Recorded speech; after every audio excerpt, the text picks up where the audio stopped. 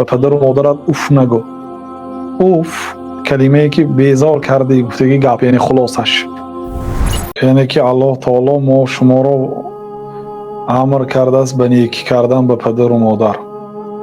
بله. و اگر پدر و مادر شما در نزد شما به بزرگسالی رسند یا یکی آنها رسد، فلا تقل لهما اف ولا تنهرهما، به پدر و مادرت اوف نگو.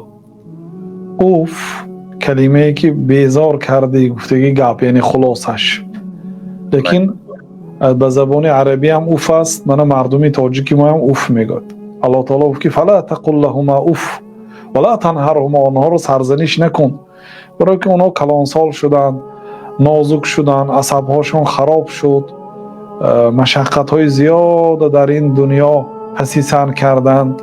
بنابراین الله تعالی وقتی که یکی آنها به کلانسالی رسید گفت. خب در ایام جوانیش هم اوف گفتن ممکن نیست، لیکن غالبا وقتی که پدر و مادر به سن کلانسالی 50 45 گذشت، الکی موهاش که سفید شد، عصبهاش خراب میشد، فکرانی‌هاش به فکرانیش متوقع نمیگیرد.